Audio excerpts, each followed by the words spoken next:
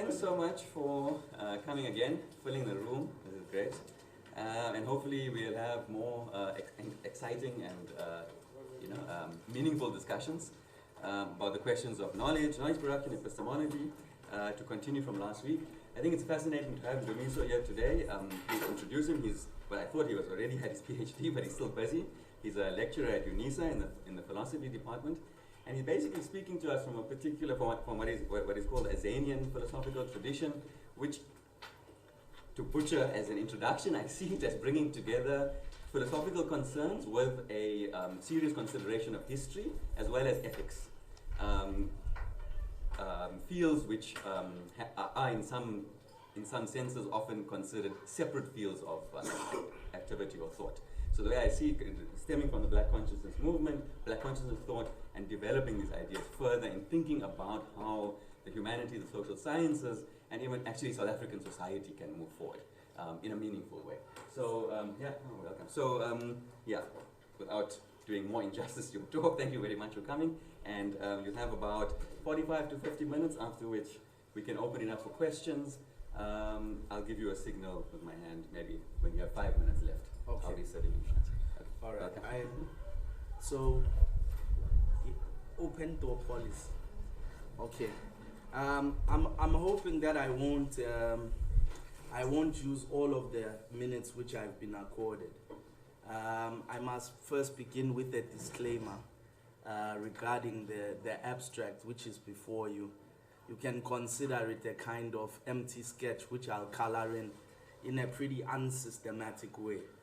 By the end, I hope the picture will be more vivid, but it is rather an empty sketch rather than a map, you know. So bear with me that the ground will be covered, but in a rather unorthodox fashion. So the first promise of the abstract is for me to give a basic introduction to the assumptions of the tradition which we work on the basis of.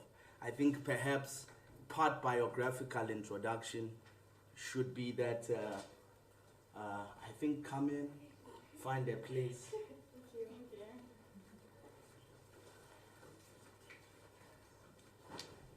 Okay. All right. Are there more people?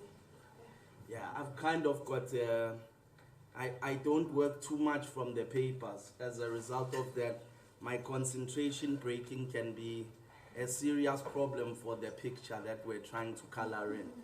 So I might scribble out the lines if it happens that there are some. Are you going to stand?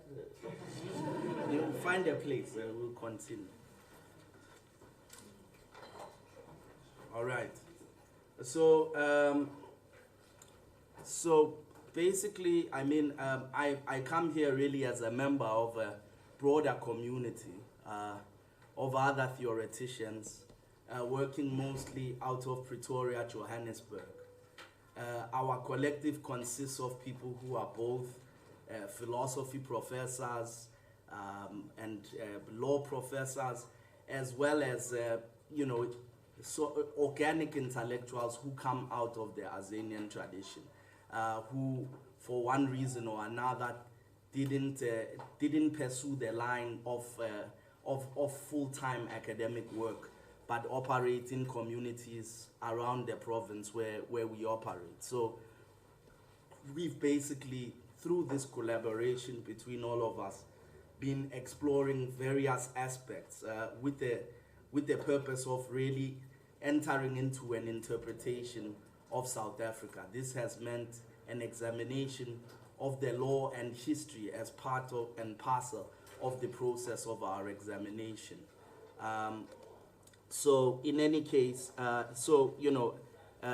those who will be at our reading group session later will notice that are there more? Oh, okay. I think are they rushing or are they? I see. Hola, sure. Hola. Eta. Hola. I know.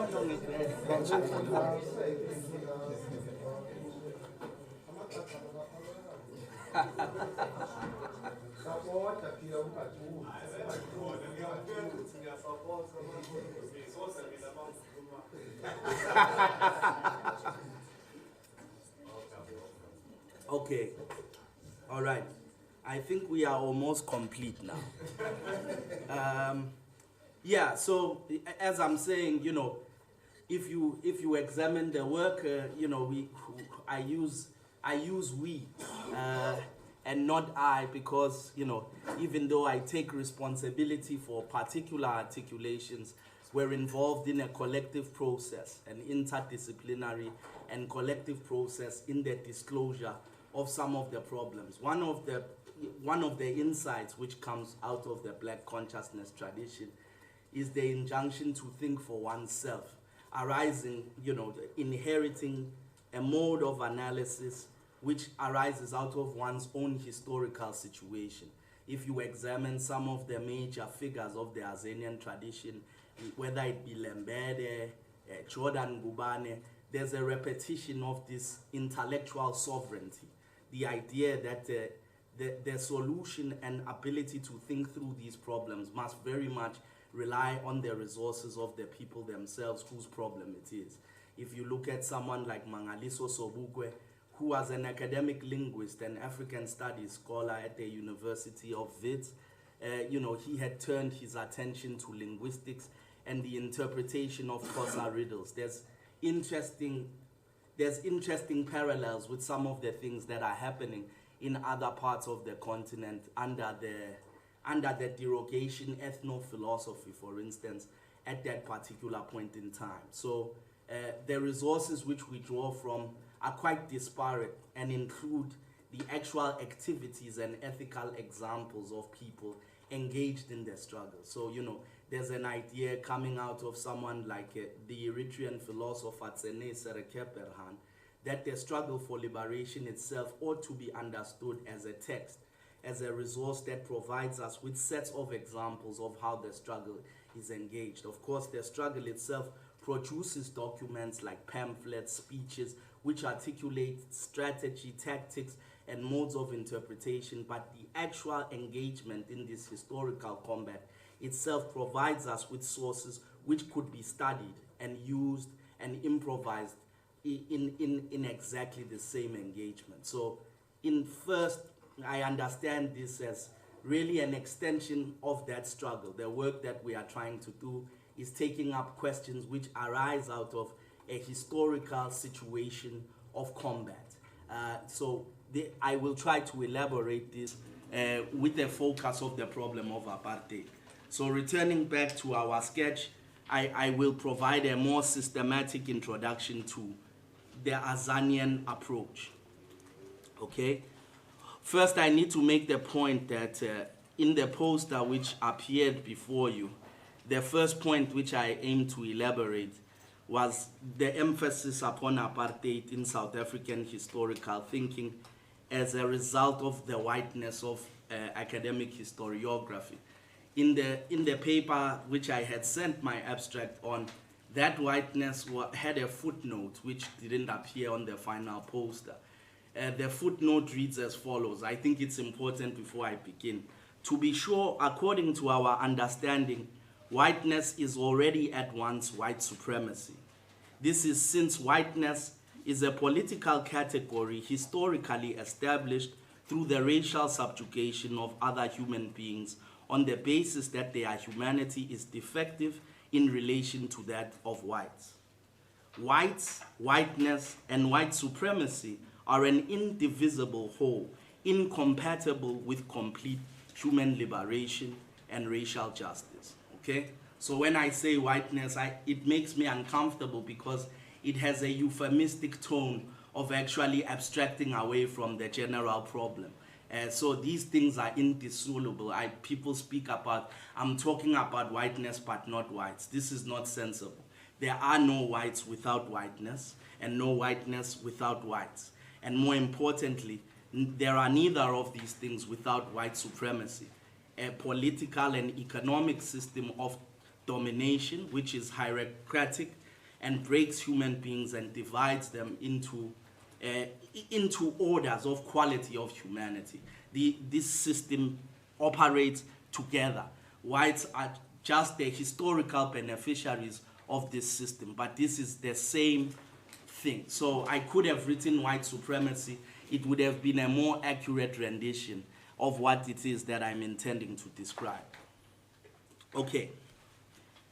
There are many debates concerning the etymology of Azania and its precise meaning. There is a recent study, a thesis on Azanism, which was produced, I think, at the University of London about 3 years ago, which is an extensive elaboration. I'll be happy to make this available to you, but I won't be focusing on this right now. Our discussion here will be limited to its life as a political and philosophical term in South African history. Azania is the name that was introduced to the South African political lexicon by the Pan-Africanist Congress of Azania, formed in 1959 by proponents of an Africanist tendency within the African National Congress. In the PAC's postulation, Azania is the true name of the territory that has been called South Africa since the South Africa Act of 1909 of British Parliament, which established the Union of South Africa in 1910.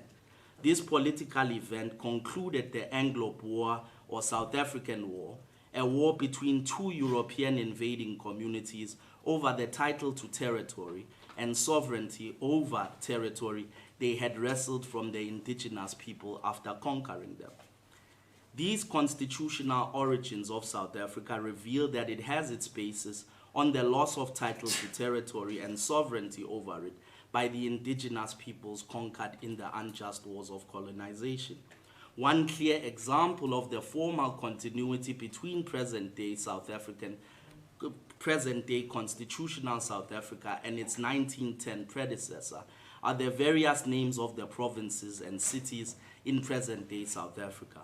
More often than not, when they are not simply the retention of the names given to political territory by the conqueror, these are the indigenous language translations or indigenous name versions of the commodities that are of value within the conqueror's economy, often at the historical expense of the indigenous people. They do not reflect the historical significance of those areas to the indigenous peoples conquered in the unjust wars of colonization. Names such as the Northern, Eastern, and Western Cape, from the division of the Cape Colony in the Union Constitution.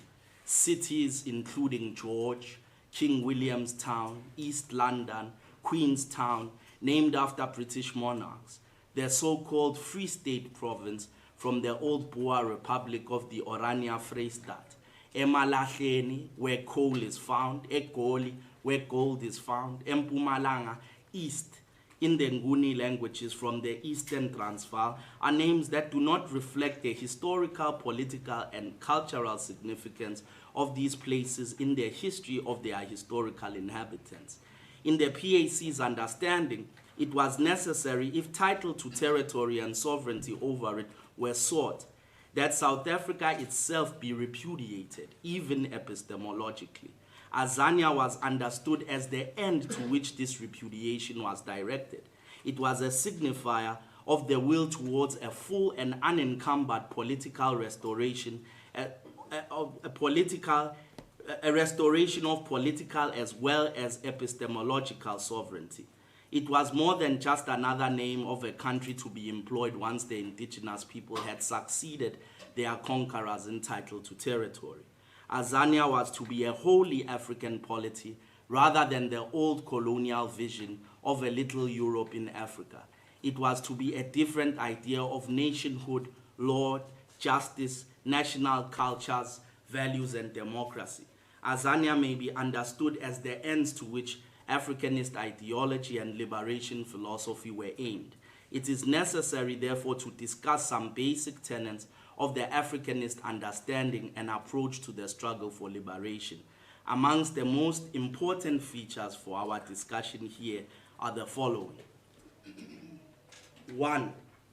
The insistence by Azanians that the objective of the liberation struggle was the recovery of sovereign title to territory, rather than the mere attainment of civil and political rights. 2. The insistence that the title to territory itself belongs exclusively to the indigenous people conquered in the unjust wars of colonization. 3.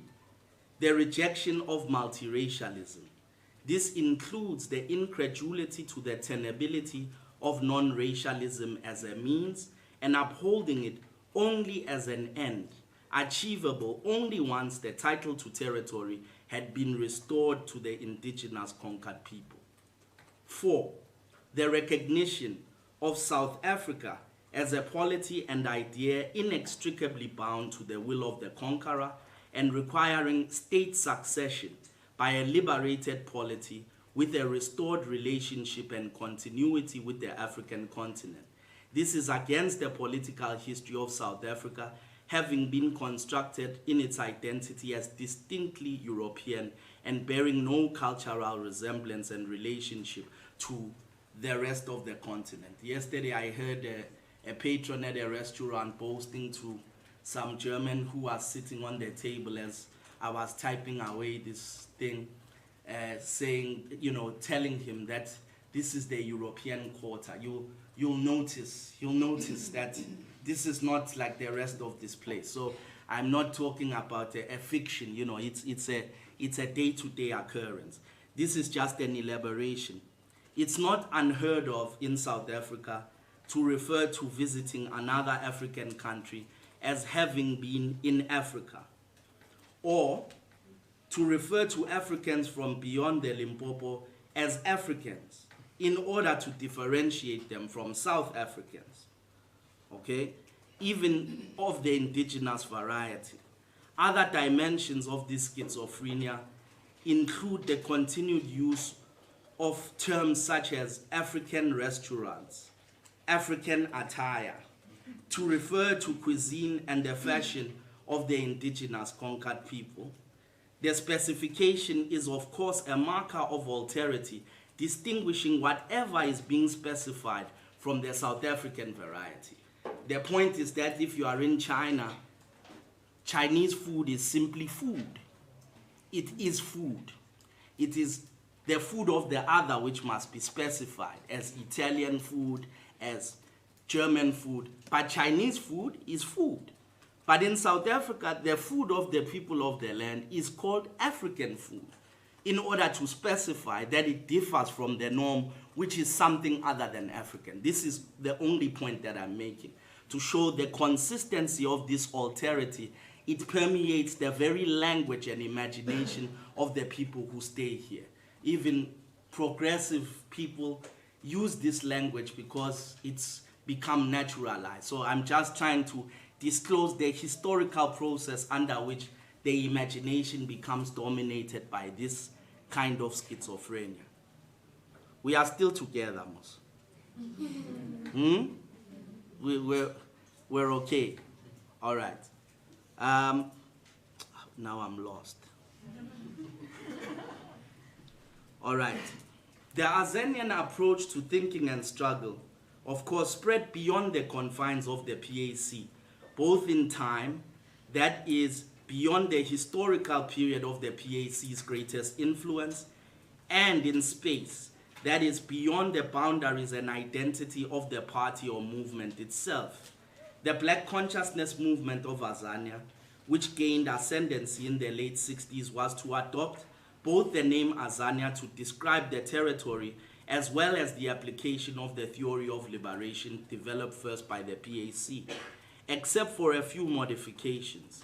After the Black Consciousness movement, the ideal of Azania was to be adopted by a variety of political organizations, including the Azanian People's Liberation Army, the Pan-Africanist Student Movement of Azania, the Azanian Political Organization, or AZAPO, the Socialist Party of Azania, or SOPA, the Azanian National Youth Unity, and so on and so on. The spread of the movement beyond the confines of the PAC's period of greatest influence was not restricted to the future, but in its interpretive guise extended also to the past.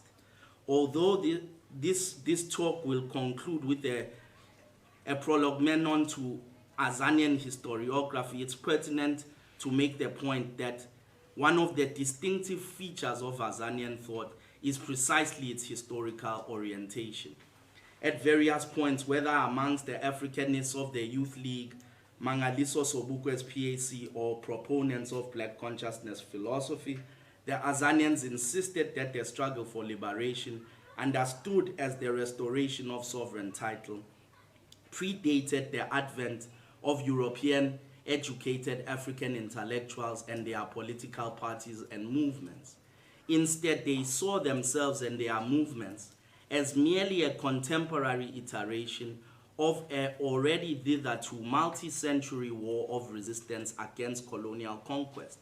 They counted the great kings and their warriors, figures such as the brother kings Shaka and Dingane Gasenza Ngakona, Ikumkani Uhinsa, Gakawuta, Khosi Sikukune, Khosi Mampuru, Khosi Moshweshwe, and the great warrior Inkosi Bambata as forebearers in their approach to the struggle for liberation.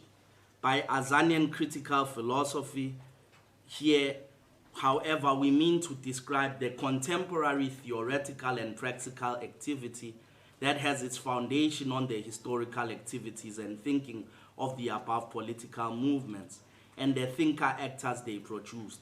It includes a sustained study of the work of intellectuals, most of who were produced by these movements and who continue to write and practice even after 1994, some in the academy and others outside of it.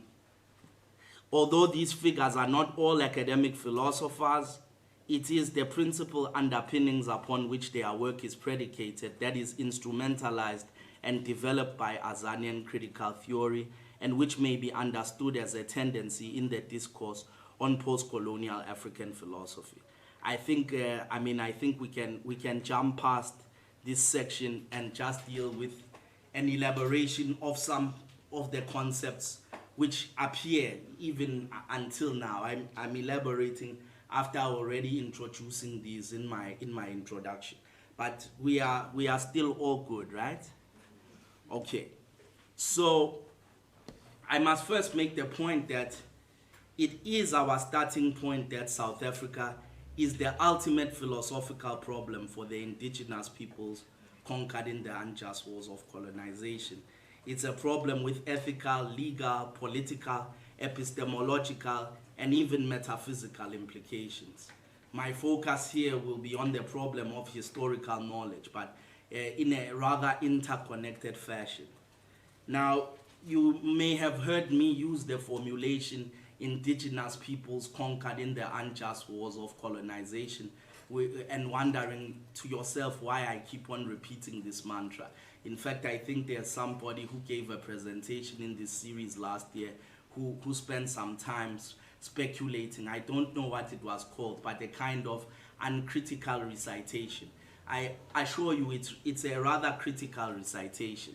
If you examine the work, you'll notice in the examination, for instance, of the work of Sobukwe, that in his theory of race, which we'll put in inverted commas, Sobukwe neither invokes pigmentocracy nor biology, except to repudiate it as nonsense.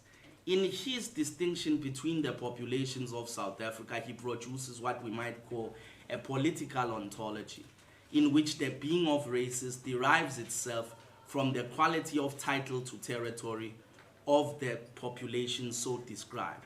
So Sobukwe defines whites as conquerors and usurpers. Whites derive their identity through the historical process of conquest. So whiteness is identified as having its origins and foundations in South African history in the usurpation, in the conquest of the title to territory. This is what in fact, I'm saying white, but he says European. In the language of the PAC, there are no whites but Europeans. And Europeans are the people of Europe who happen to have been here for some time, but are here as a result not of immigration but conquest. So there is a conceptual distinction. An immigrant is a person who comes to the place to become part of the place. He often is forced by the very dynamic of his immigration to learn the language of the people in that place, to learn about their cultural ways. And an immigrant generally within a few generations has already become part of the people of the place. Whites were so few in their number at the time of arrival that if they had been immigrants, I would suggest that whites would simply no longer exist. It is only through the process of conquest and the deliberate exclusionary practice of domination and the objectification of the indigenous people that we can speak about whites today. So whites, conquerors, not immigrants. So the point of the perpetual reference to conquest is a drawback to this question of Sobukwe. If we use the language of Dingan, we'd maybe speak of witches or abatagat, you know. But Sobukwe refers to this, he understands conquest as an integral part of the identity of Europeans in South Africa. Okay? So, and of course, Africans then refer wholesale to the people of the land, a deviation from the Population Registration Act's dubious distinctions between African people, and an insistence on the synthetic whole historical unity of the African people, who at various times are divided by their conquerors for their ends, but Africans are those from whom this title to territory has been usurped, the conquered people. Okay, so now the language of just war, so the formulation is indigenous peoples conquered in the unjust wars of colonization, is a reference which will take us precisely to this. So, you know, if you look at the Oxford Dictionary of Concise English, the concise version, it defines conquest as the subjugation and assumption of control of a place or people by military force. The philosopher Thomas Hobbes, more specifically in his Leviathan, makes the conceptual distinction between conquest on the one hand and simple victory in war. So conquest is not simply to beat someone in war, all right? It's an acquisitive technology in terms of which that defeat is used as a justification of the assumption of title to territory. Hobbes writes as follows: conquest is not victory itself, but the acquisition by victory of a right over the persons of men. He, therefore, that is slain is overcome, but not conquered. He that is taken and put into prison or chains is not conquered, but he that upon the promise of obedience hath his life and liberty allowed him is then conquered and a subject, and not before. Okay? So, you know, it's not just Hobbes. You can go to Vittora, you can go to John Locke. The problem of conquest shows up in a number of political philosophers' work around the time of Europe's beginnings of the conquest of the New World, okay? And the point about conquest, I mean, the point is exactly about whether one can acquire a territory in a legal fashion from somebody else through this process. I mean, so Hobbes actually euphemistically describes this as conquest by consent. According to him, even slavery itself, Locke agrees, is founded on this relationship. So if you and me are fighting in a war, supposedly a just war, that means I have good cause to fight you because you've done something which is wrong. I fight you in this war. If I should defeat you in this war, I have the right to kill you because we are engaged in combat and we are in a time of war. If I should decide that I'm not going to kill you, your life is mine because I had the right to take it and decided not to. So this choice and your life now become mine, either to use as slave or, you know, and of course your property as well, what you had, is also mine. So Now I'm going to refer you to the words of the liberal historian Frida Troop, from the diaries of Van Riebeck, so you can see the relevance of this to our situation. Let us move now from Victoria and Hobbes to the South African situation. The Khoi sued for peace and tried to regain rights to their pastures, standing upon it that we, the Dutch, had gradually been taking more and more of the land which had been there since the beginning of time, asking whether if they came to Holland, they would be permitted to do the like. The commander argued, Van Riebeck, that if their land were restored, there would not be enough grazing land for both nations. The Khoi replied, have we then no cause to prevent you from getting more cattle? The more you have, the more land you will occupy. And to say the land is not big enough for both, who should give way, the rightful owner or the invader? Van Riebeck made it clear that they had now lost their land in war, and therefore could only expect to be henceforth deprived of it. The country had thus fallen into our lot, being justly won in a defensive war, and it was our intention to retain it. All right? So, the main argument in my examination of South African history or historiography is that white historiography in South Africa rests upon the right of conquest. Its very foundation is the legitimation of this acquisitive technology of conquest. All right? So, we'll go through this very quickly. Typically, South African historiographers speak about three main trends. Of recent times, in the texts which have come out, I saw a paper by Saunders that came out very late last year, and another historian by the name of Merle Lipton wrote a book called Liberals, Marxists, and Nationalists, in which there's speech of an African nationalist historiography. But my contention is that this is dubious. Merle Lipton, in their assessment of sources that serve as example of this African nationalist historiography, refers to the newspaper and opinion pieces of Njabulo Ndebele and Xolela Mangu.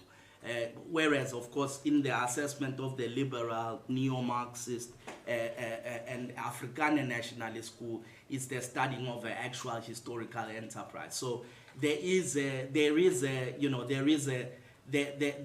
tendency now to speak quite dubiously. I do believe there is an African historical tradition, but it certainly hasn't been studied by the authors who have been writing who've been writing historiography in the recent past. So typically, I'll just divide them into very broad camps. If there are historians amongst you, you might debate with me that we have the imperial school, and then we have the settler school, and then the Afrikaner nationalist school in the conservative camp. But I'll just speak of the conservatives at large, and they have their own definitions, but the conservatives are I would say they are the honest South African historical tradition is the conservative one. Biko very much famously teaches us to not be fooled by the supposedly ideological distinctions between white intellectual traditions. This is why I say white supremacy and whiteness are indissoluble. So the precise observation of Biko is that these improvisations are the attempts of obfuscating something which in itself is a unity. So the conservative school is the only tradition to assert explicitly that it is founded on the right of conquest. So if you look at people like George McCall Thiel in the settler English National School, or you look at someone like J.A. van Jaarsveld, there is an assertion. We took this land from barbarians. They tried to kill us. God helped us. We prevailed and butchered them. There's theological pretensions that, in fact, this is a land provided by God for us to save us from the tyranny of Louis XIV, amongst the Huguenots. So there are some theological pretensions and other metaphysics which are brought to provide a justification. But the conservative school unapologetically asserts that we have a right to this land as a greater civilization of Christian people who were given this land by our God. There were savages who were staying here, we defeated them, and we've got this now, you know. And when the Groot Trek starts, if you examine some of those constitutions, they don't make a secret of it, of the ontological difference between the conqueror and the conquered. In fact, conquest itself is seen as the will of God. If God really wanted you to win, you would have won. The very fact that we were able to defeat you suggests that God is on our side, and therefore what we are doing is ethically sound, you see. So there are references to this in some of the texts. But the conservatives, I don't spend much time on. Many white liberals are often concerned, why does black consciousness focus on good white people? We are trying to help you, but you expend this criticism on us when these conservatives are saying quite explicitly that you don't have a right to live, you know. Well, it's precisely because, the black consciousness tradition suggests that these distinctions themselves are questionable. In fact, what you have are just variations. And this is much more confusing because the ultimate result of the confusion is the assertion, the situation, the economic and political situation produced by our good friends, the liberals. Brother Eddie Maluka wrote a book recently, which was ignored mostly by the historical fraternity, called Friends of the Natives, an inconvenient history of South African liberalism. If you have some time, it would be good to examine just the record of friendship between us. In any case, the point is that the liberals then, of course, come in as good Christians and humanists to save the native in history from these abhorrent writings by the conservatives. First, we must understand, of course, history is not simply the attempt of the production of an account of what has happened. It serves also at an ideological level the purpose of a justificatory ground for how we get to this situation. History is a mode of ethical and cultural justification for the prevailing situation.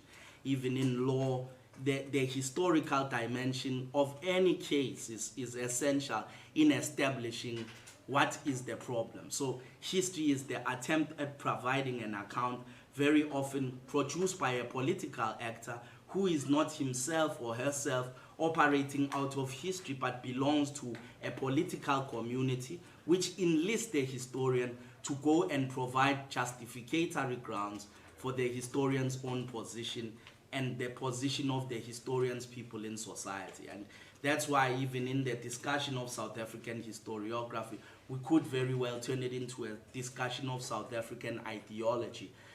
Or if we were still in the old days of the Bureau of Racial Affairs here, of national, so very much the historians, and unfortunately, there's very little that runs counter to this, come from political communities and produce accounts in the justification of their own population's interests in the country. In South Africa, especially with regards to title to territory, the students of conquest make the point that although it is military by nature, in order to last and be successful, it has to convert itself into a legitimate title to territory. And it does that in one way through history and another through law. So the conqueror very often begins to write himself out of the conquest. This we begin to see happening with the liberals, who, we can study their political tradition, account for the Afrikaner as a barbarian who is terrible to the natives because the Afrikaner left the enlightening force of the Cape liberal,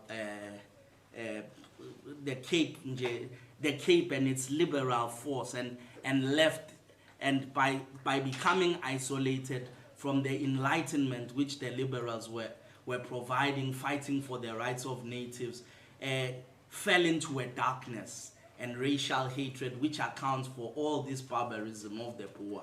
But the liberal is the great friend of the native who wants him, if he's civilized, to be able to vote, to be able to participate in the life of the colony, as long as he abides with the law and custom of the liberal and accepts Western civilization. This is the nature of the friendship.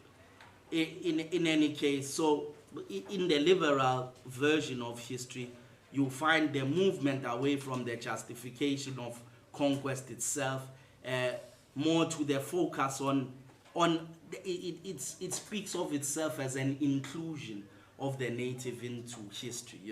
You find many historians of history, who suggest that South African history was hitherto a history of Europeans in Africa. So the great accomplishment of the liberal historians is to include the natives in history, as they included the natives in politics, on the conditions that the native fulfill this and that condition. The ethos which underpins the liberal paradigm might be, equal rights for all civilized men. Of course, the point is that civilization for the white is natural. The white is born civilized and so already has these rights. The native, has to undergo a process of transformation and then be measured, and if he should be found to fit civilization, then can be included both in terms of the demands of political justice and history. Then, of course, you get the third. Many historiographers describe the liberal conservative jibe as the Anglo-Boer War by historiographical means. At a national level, it's just a fight of white people about who is a savage and who has a greater civilization and the plan to the future of South Africa. Then you have the neo-Marxist historiography, which enters into a contention. I suppose in simplistic terms we could call the ethos. So if the conservative ethos, the underpinnings of the conservative history, that history is the history of the civilized, and the civilized are white. The history is the history of conquerors. These ones say history is for civilized men. So some may be accepted into the realm of history if they fulfill the conditions which are set. The neo-Marxist paradigm could be characterized by South Africa belongs to all who live in it. History is for all of us, So, of course, as I'm saying, these paradigms do correspond to political movements in the country. The conservatives have a political tradition. They have I've 10 minutes. Okay, I'm going to try to close up. In any case, so the point is that the neo-Marxists then produce a critique of the liberal paradigm and its attempts, that it still has largely racist grounds. It conceives of the problem in individualistic terms. It believes that apartheid itself is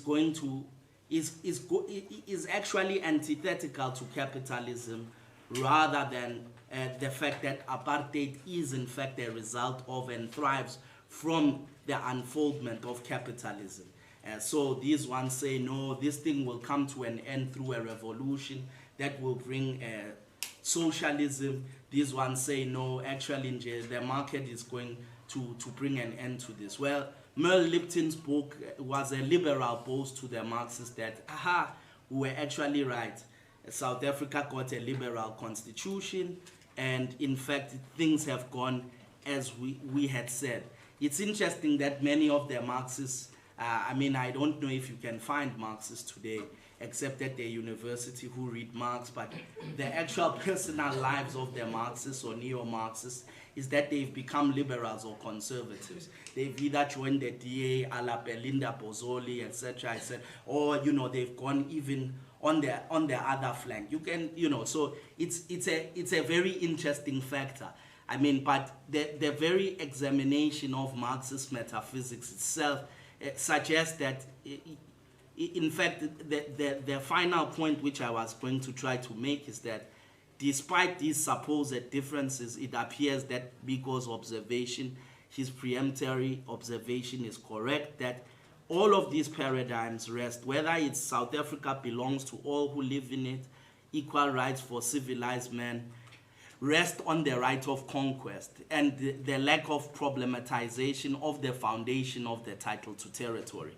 In fact, the subject of this was supposed to be to show that apartheid itself is just an iteration of these wars between white intellectuals. But apartheid is an obfuscation of the problem of conquest which subsists throughout South African history. And that apartheid, if taken too seriously by social scientists, stands to obfuscate the nature of our historical reality and our ability to examine that reality. That apartheid itself is just a juridical specification of a process which predates whatever is called apartheid from 1948 and supposedly is concluded in 1994. That there's nothing exceptional about this period at all. It's just a particular political community of whites arranging their conquest, their right of conquest in a particular way. But that everything which apartheid is accorded with having originated, it didn't. Whether it's segregation, whether, you can, the examination of apartheid in comparative terms suggests that there's nothing which is special about apartheid. And the privileging of apartheid as a historiographical category in the interpretation of South Africa causes us to ignore the fact of the unity of South African history and causes us to expect that we are treating a new time. But what I'm suggesting is that we are still in the time of conquest. So we should not be surprised about the continuity of the problems, whether they are from before apartheid, during apartheid, or after apartheid, that in the overall structure, the problem remains the same. So, and the problem I'm suggesting is the question of conquest and of title to territory. I hope we'll be able to elaborate through our Q&A. Thank you very much.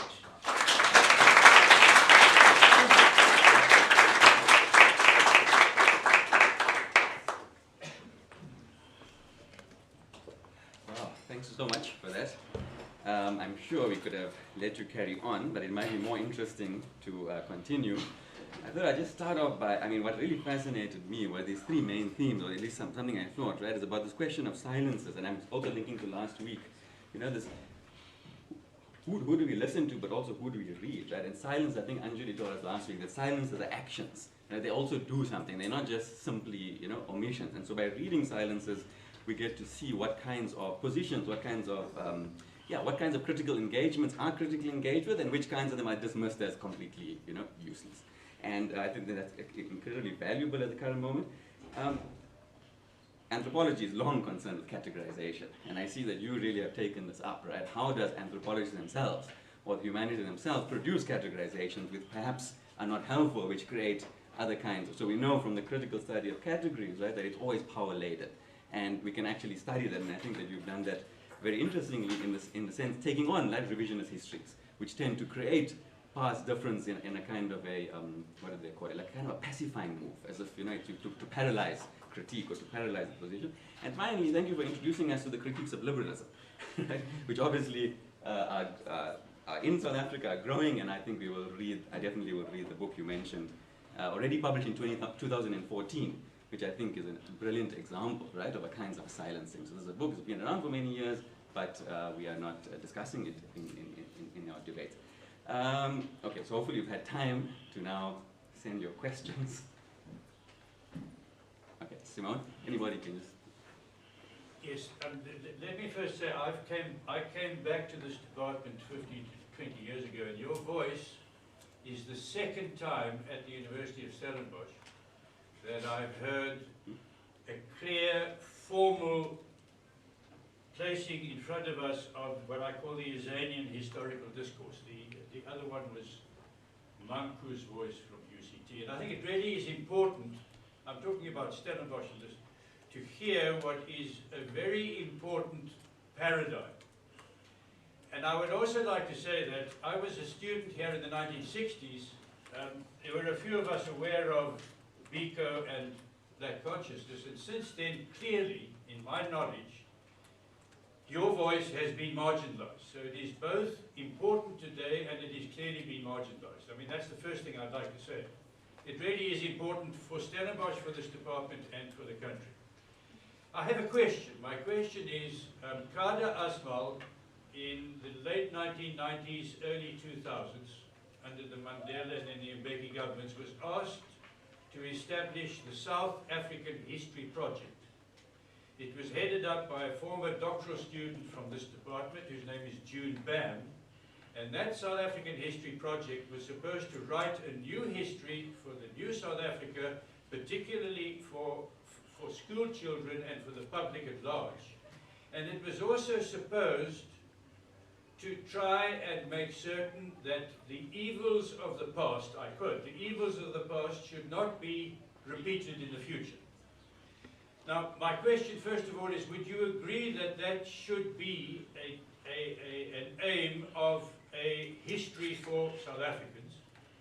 And my second question is, since that time, there have been 3 or 4 debates I've been at where this request by the government has been discussed, and 2 groups are formed. The one group says we should not have a single history, a single paradigm, a single narrative for our school children. We should have the liberal, the conservative, the Marxist, and the Azanian. And these kids, our kids, South African kids, should be able to see the different histories and, as it were, make up their own minds. The other side says, and I'm certain you know of this, the other side says there needs to be one narrative. There needs to be one story which everyone is taught and everyone goes along with. There ought to be one master narrative. That's my second question. Where would you fall in terms of that choice? Right. Okay. So I can. It's an elaborate question. I think I answer it directly first. So, you know, the problem is a problem which regards power. And the problem is that even as we speak about the government, the paradigm which wins in a paper which I recently published, which is supposed to be the liberation of South African history, I try to make the point about the historical foundations that the Constitution itself, the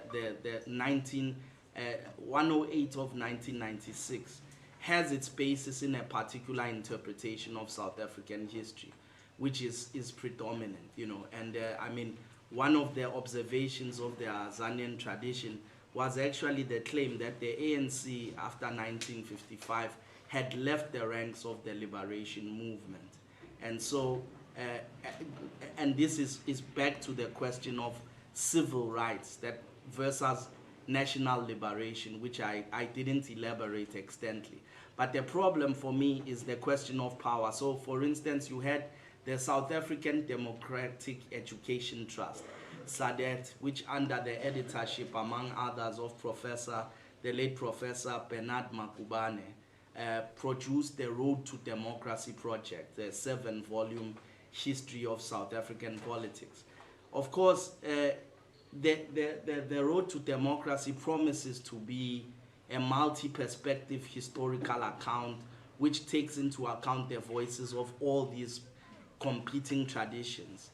The interesting thing is that the very title of the project itself, The Road to Democracy, already contains a teleological conception of South African political history as the road to democracy. Of course, this is a very particular interpretation. In South African history, the idea that the founding antagonism is that blacks are not allowed to participate in the political goings-on, and liberation is the attainment of democracy. It's something which belongs to the liberal tradition taken up by the ANC very early on. So even as this pretends to be an overarching historical account which takes account of these voices, its synthesis under Makubane himself, a former an ANC stalwart, with money provided by Thabo Mbeki, still produces an ANC history, of the country. But my philosophical inclination would be that precisely because of my suspicion of power and the way in which it would produce this account, we would need to be able to have a historiographical dimension which studies the dynamics of ideology in the construction of history, so that people are taught that there are always competing historical interpretations as they are taught accounts of the past, and that they produce, different accounts of history. But it would depend on under whose regime this was offered, what it would look like, because you can still have a pretension to multi-perspectivality, which nevertheless is really, everyone else appears as a straw man in order for the Congress to emerge. So this is something which I'm suspicious of, but it's what we have at this point in time that I would recommend. I wouldn't trust anyone right now to produce, except for myself, of course, to produce one unified historical account. And so failing to write it myself and prescribe it for all the schools, I think the history should be promoted as a controversy, that historical interpretation is not a pure scientific activity, but corresponds to human interests, and to study those human interests in relation to the interpretations which they provide of the same events. Thank you. The back? Yeah. First of all, I'd like to say thank you for this. I don't know, maybe I didn't get it, but when you were explaining your use of the mantra, the indigenous conquered people through unjust wars, you went through explaining why, first of all, you call it indigenous, title to territory, you move on, talk about why they were conquered, they explained conquest. But what I didn't get was, why would you say then that the conquest was unjust? Because you can still say that we were conquered people. Then the conservative account of why South Africa is the current state will still stand, because we're conquered through just wars. Therefore, and in the definition of being conquered, we deserve to be in the place we're in. Right. So I had to go, maybe I didn't get it, I don't know if you did, but why would you then go on to say that through unjust, though? Why would you say Right. unjust? Yeah. Right. Well, firstly, it's to point that, in fact, it is not the conquest that I describe as unjust, but the war which leads to the conquest. So conquest itself is neither just nor unjust, but war.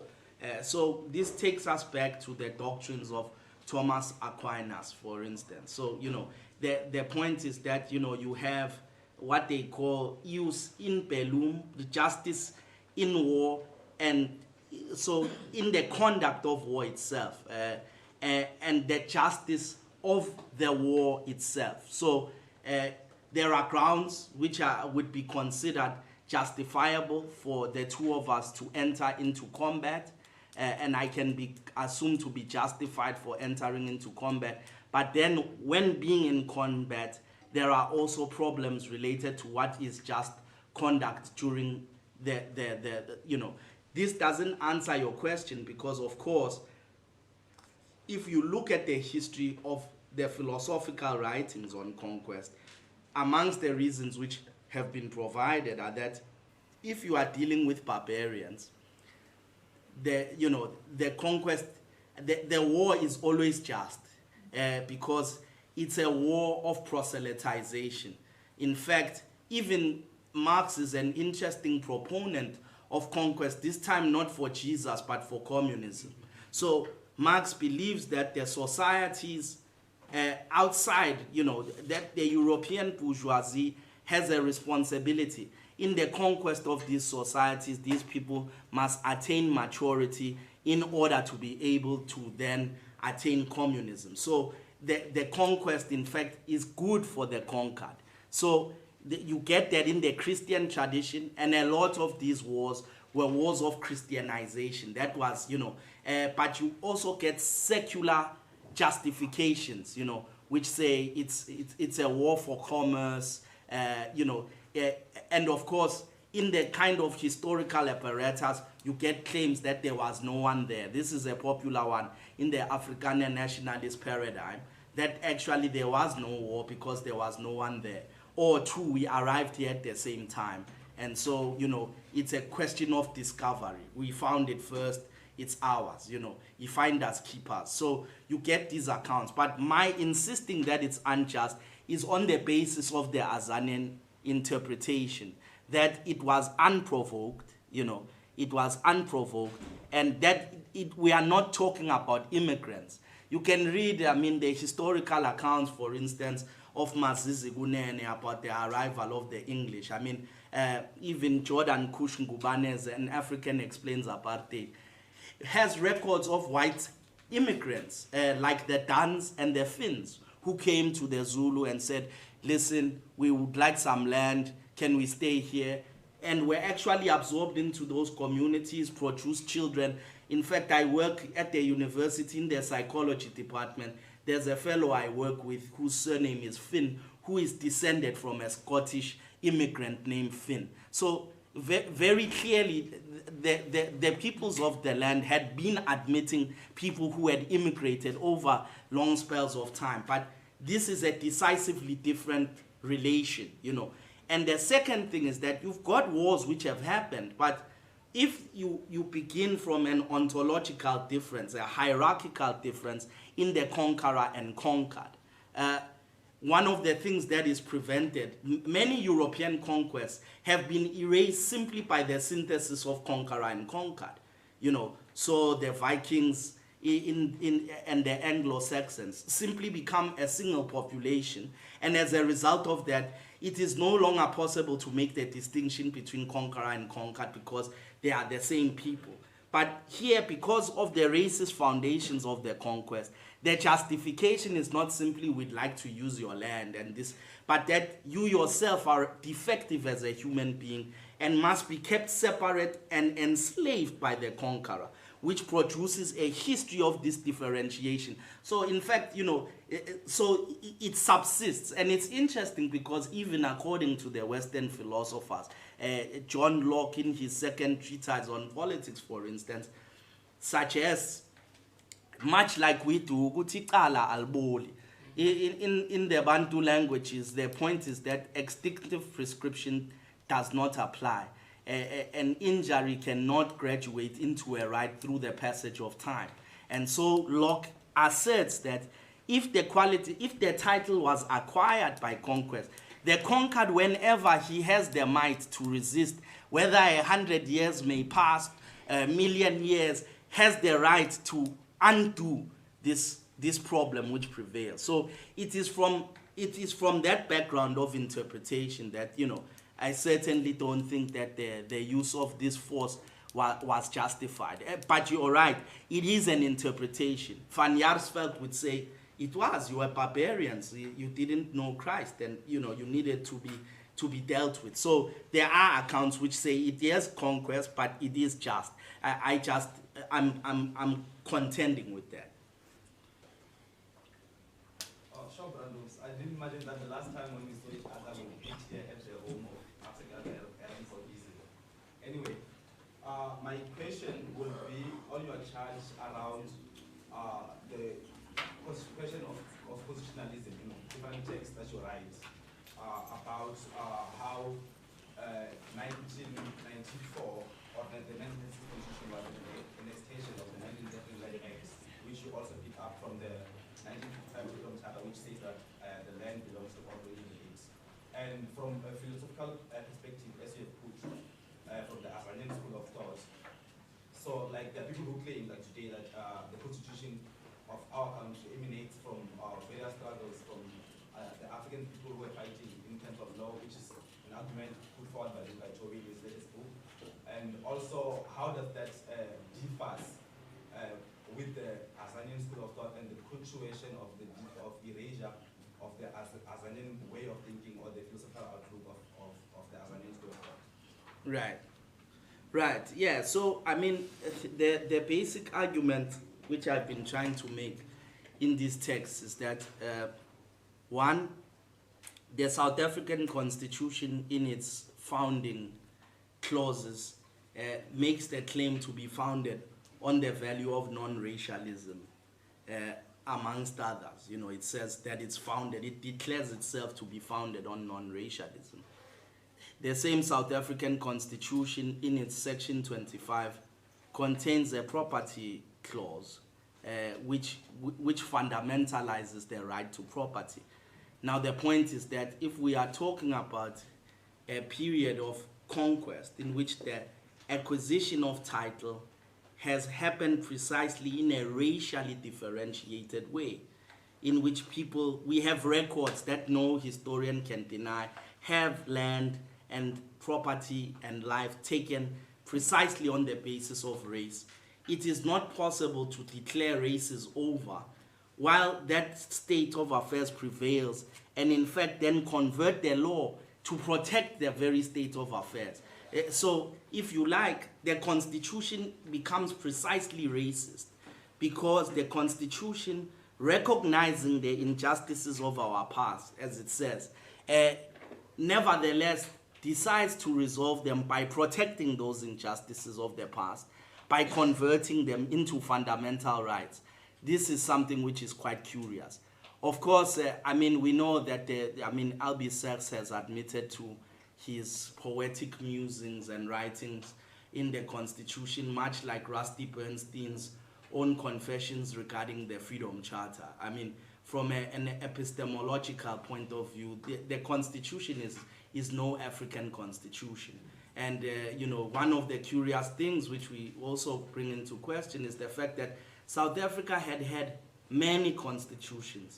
This one was not the first one, with the Boer republics had constitutions, the 1910, the 1961 Republican Constitution, the 1983 Tricameral Constitution. But out of all these constitutions, the present constitution is the first constitution to have supremacy over, to be supreme, to be the supreme law. Before this time, Parliament was supreme. During the time of apartheid, when there were no popular numbers, it was Parliament that was supreme and could make laws on the will of the people. But if you look at de Klerk's referendum with the white community in 1992, he makes them assurances that if you authorize me to negotiate with these guys, I promise you that nothing will change, specifically mentioning the question of property, And so the guarantee, he's able to provide that guarantee through ensuring the supremacy of the Constitution, which means that no matter how many of you agree, there is a clever person who has negotiated undemocratically and not agreed to through a popular consultation. They took this out of the 1993 interim constitution. One of the non-negotiable aspects of the interim constitution was that there were founding clauses which were non-negotiable, and it was to be supreme. So if I had a few people in the country who needed a lot of power to do things, and I could get some people to agree to allow us to rule through a system, even regardless of whether we had the numbers or popular will. It's a great idea. De Klerk must be really considered to be a serious Afrikaner hero for what he has accomplished. But unfortunately for us, there's something which is deeply suspicious and wrong about this, because what we have is a juristocracy, in which if the popular will of people doesn't accord with certain demands of other people who are not popular, it can simply be struck down or declared unconstitutional. So, this is the point. Then, of course, the constitutions, the constitutional orders, hierarchization of the sources of law in South Africa means that African law, which is called by the derogation customary law, is actually the lowest source of law. The law of the people of the land is considered such a low source of law that it can be overturned even by the lowest of the European courts. So it's like a chess rule. Law, in order to be law, must have force. But what they call African customary law, if you don't like it, you go to the magistrate's court, and it is not binding. It is for those who wish to be bound by it, and that is no law. So, I mean, even the claim that this is our constitution becomes quite dubious when one considers the very juridical architecture of South Africa,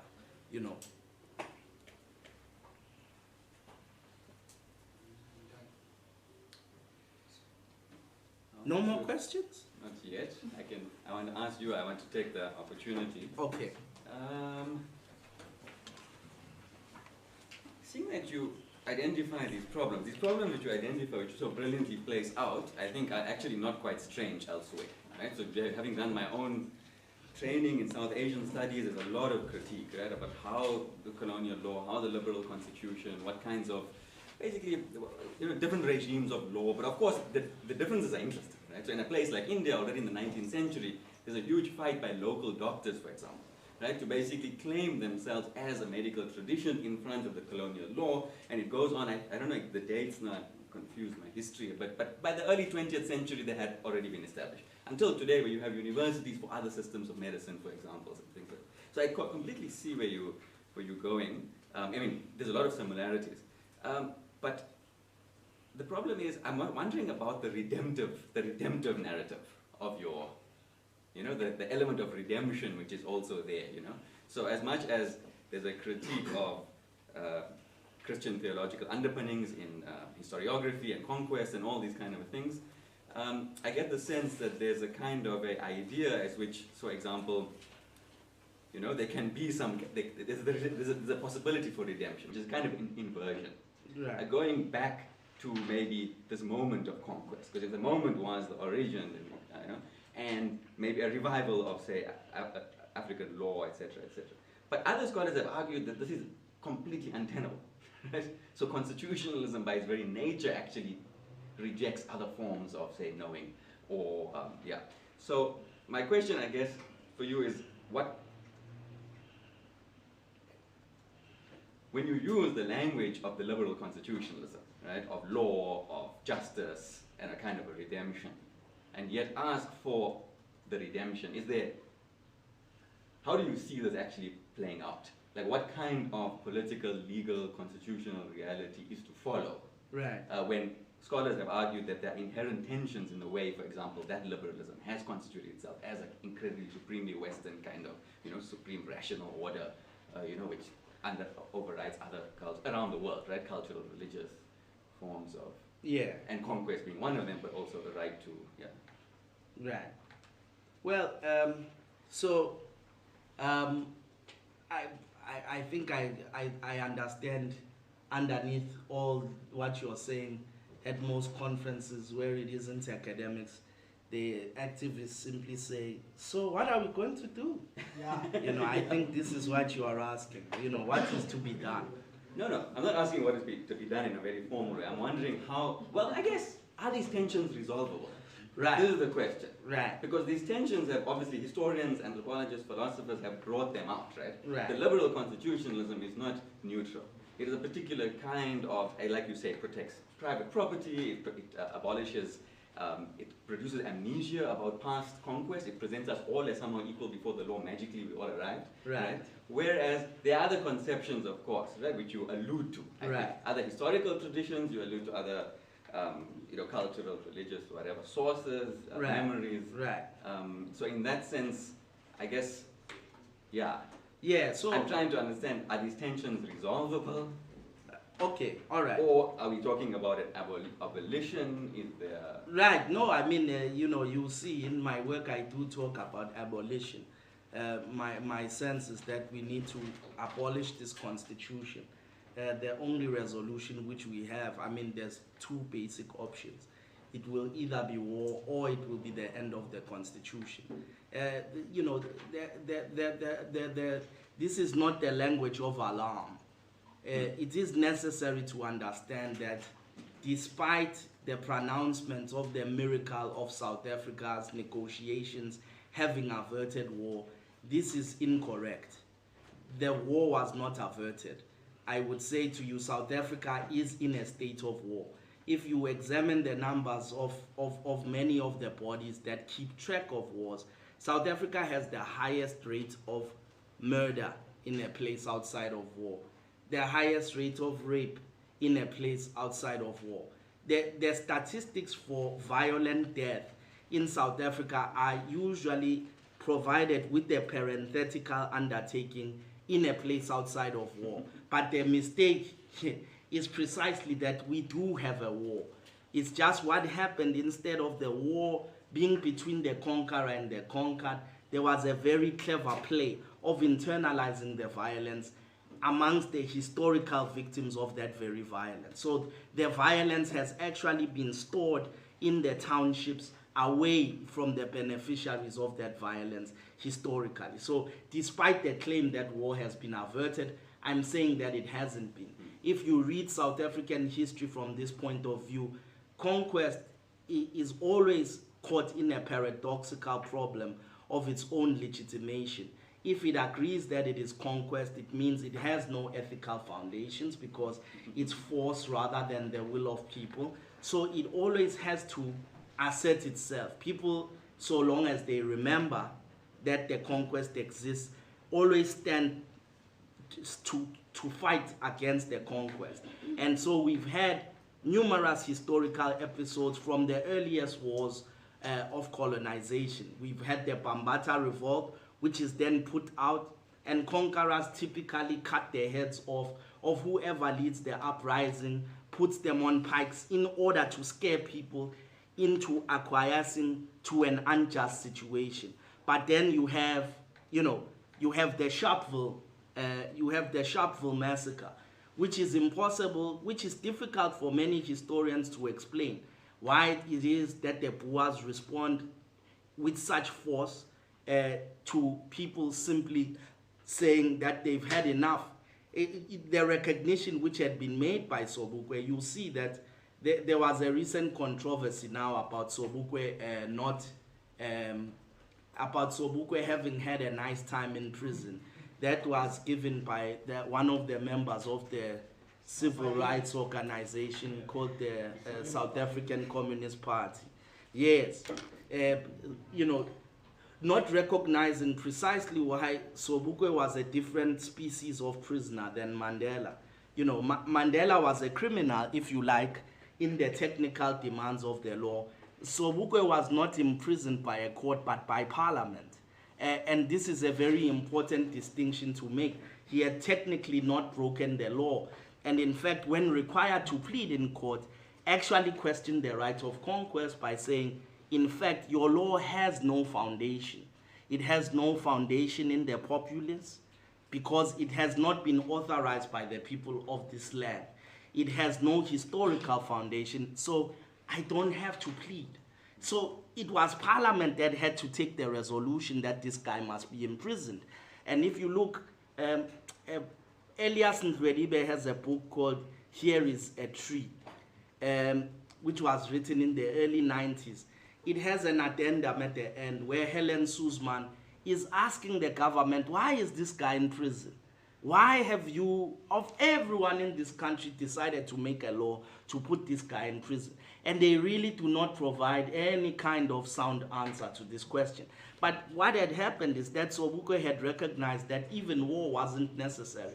The very white system itself depended so heavily on black people, as Hobbes says, acquiescing, consenting to the conquest, that they simply needed to stop. And if they simply stopped, then the system was over. He hypothesized that the economy will be dead within 24 hours if they imprison everyone who takes this call up.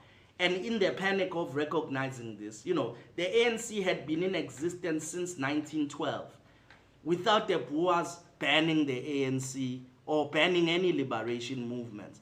The PAC was in existence for less than a year. On its first motion, the entire liberation movement was declared, unlawful. So it's precisely this, the intellectual recognition of the foundations of conquest and the possibility of their repudiation without even much fanfare or drama, which caused these guys to take tanks kill people, and topple the country into a state of crisis, you know. So this still remains to be the case. The constitution is just a successor in title to the administration of conquest. And through the education system and the stories that we are told on television, South Africans keep on repeating we have the best constitution in the world and believe that they are responsible for it. But it's just a successor in the kinds of games that the conqueror has been playing. So the two things that will happen is either you'll listen to what I say, and we abolish this thing and actually produce a proper constitution.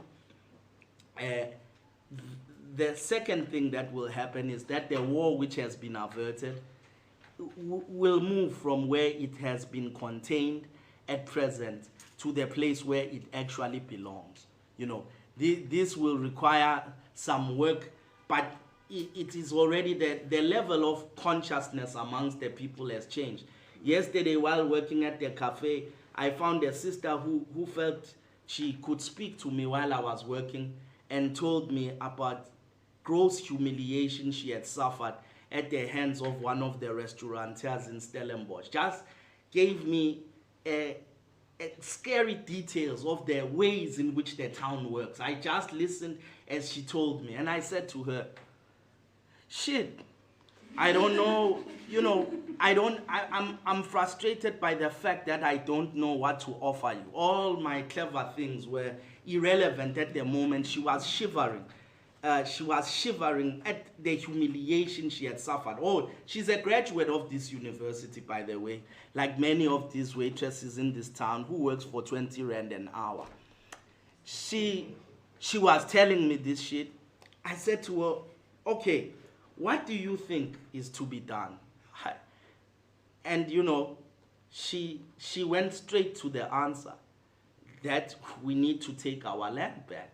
That was the answer. Without too much elaboration, she understood the very foundations of the violence and humiliation that people continue to suffer, just in the services that they perform, which become a necessity for them within this structure. She understood that to be founded itself in the question of title to territory. So this was not popular consciousness 10 years ago, but it is popular consciousness presently. So I do think that either we're going to repudiate this order or it's going to be forced, you know, and of course, when it comes by force, we can't predict what the outcomes will be, but I don't think that this is going to be sustainable for much longer. Are you taking notes, Shahid?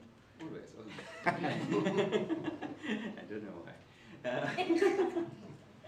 Can always watch it later. I'm sure we will. Oh, sorry, Bernard. Thank you for a very stimulating presentation. I have two sorts of questions. The one is, you know, when you're referring to the kind of some of the philosophical kind of foundations of some of the thought, you refer a lot to Hobbes and also to Aquinas. And and of course your argument is also about the continuity between early conquest in South Africa and the present. And I'm kind of wanting to kind of push you on that. I mean, on one hand, of course, there's this question of modernity and where it features in your work. I mean, are we the same, you know, as that period, and how do we encounter and how do we deal with the specific problem of modernity? On the other hand, if one thinks through somebody like Foucault, you know, the idea is that governance is a much more complex management of society than it might have been previously. And he has this very neat formulation around that in the past the state killed or let live, and now it gives life or lets die, right? In other words, it becomes a sort of biological state. So I'm kind of wondering about that. And then the second set of questions are really around the question of the global. The historical traditions that you explain, and I think I agree with you that they're all caught in whiteness, right?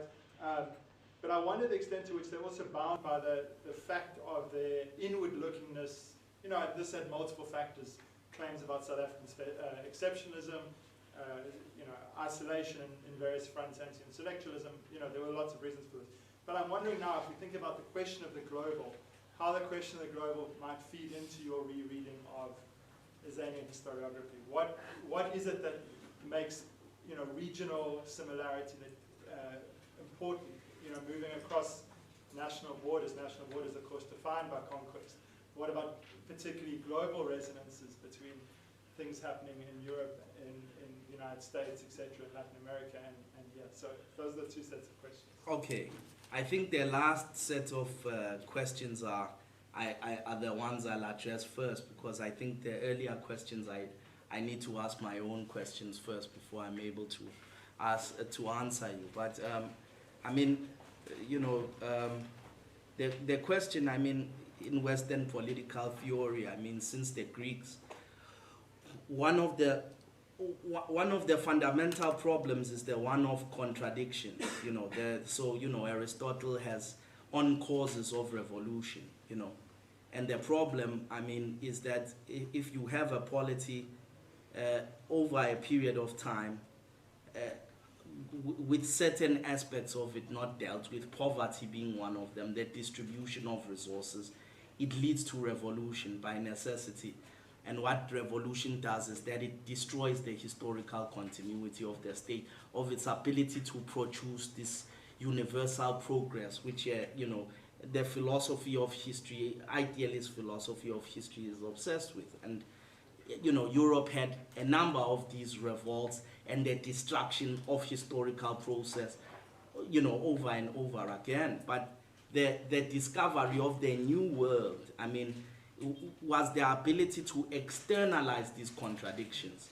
So the problem was that, as things are getting nice, you need some bastards in your own population to work for you, in order for you to live this nice life. But then eventually those bastards become tired and they revolt against you and destroy everything that you claim you've built on the back of their work.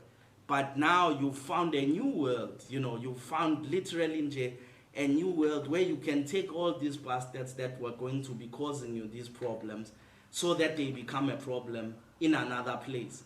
And in fact, they may be a problem for those people, but they themselves are able to attain the status of the noblemen of your own locale for the first time through by producing their own subjects, So, I mean, the invention of whiteness, and the question of conquest in this becomes the ability, then Europe is able to have an undisturbed period of progress for that period from the late 1400s without a major toppling, So, and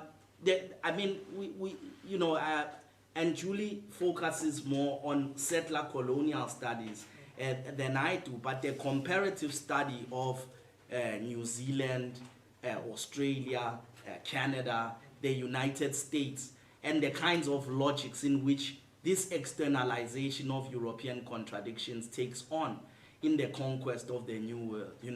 I think if you have genocide, it may very well be simpler, the logic of elimination.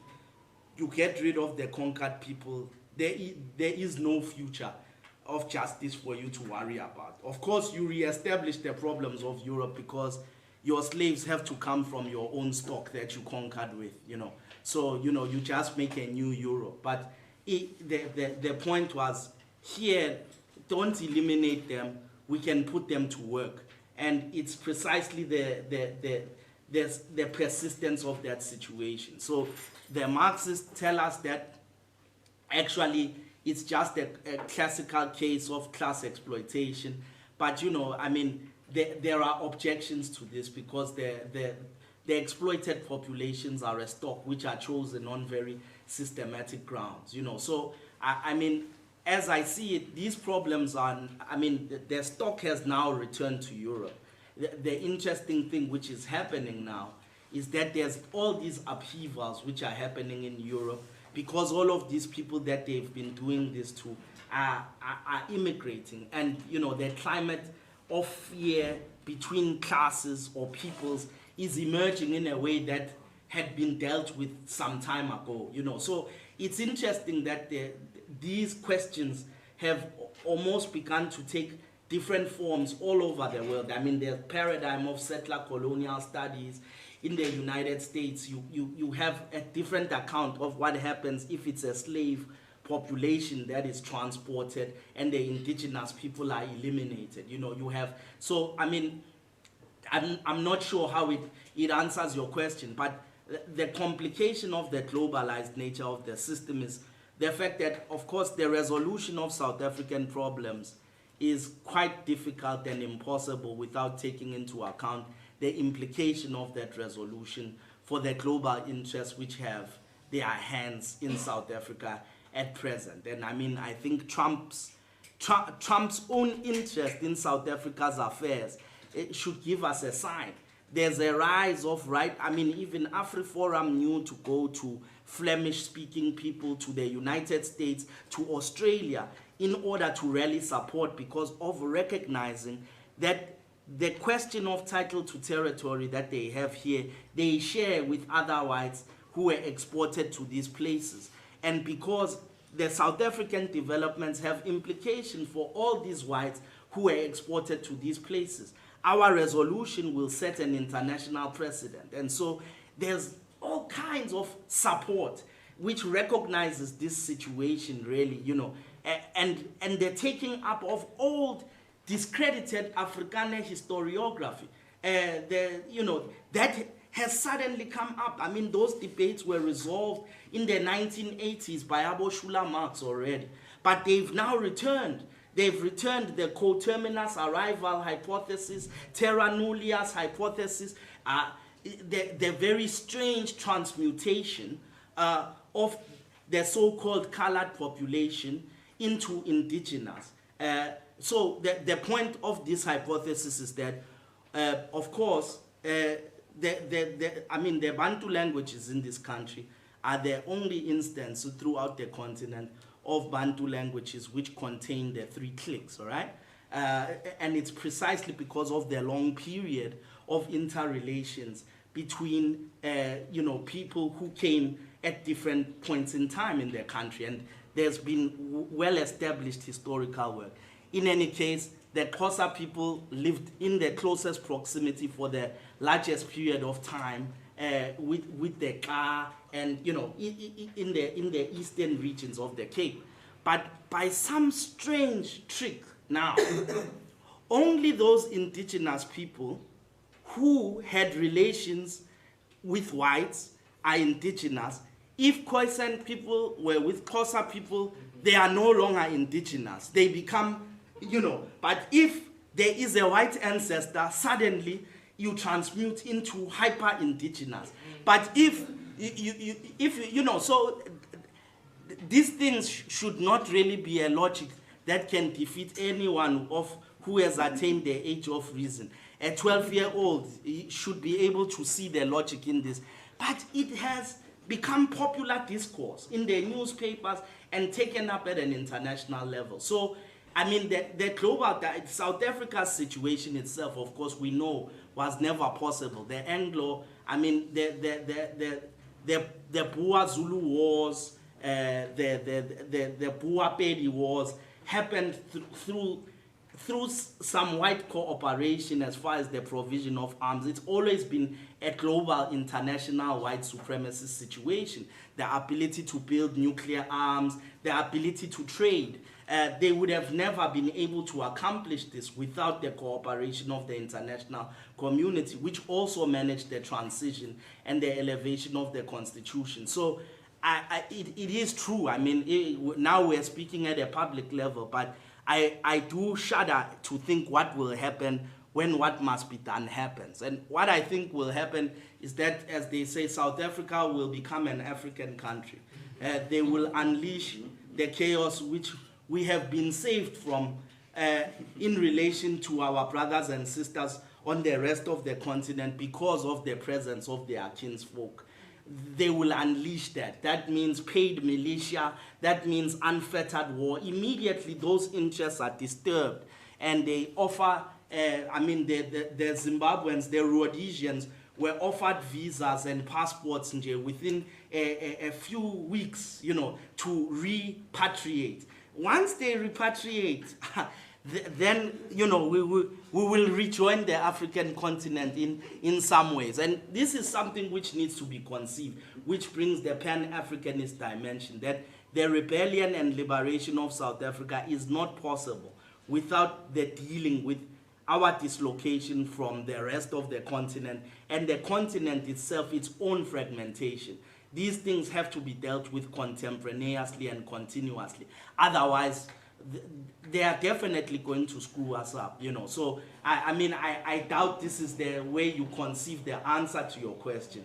But the global entanglements in the creation of this situation are in this way. And we share, much of the sources I draw from are Amerindian sources and Australian, because the historical foundations of our situation is so similar that the comparativity has been natural, you know, since the beginning, you know.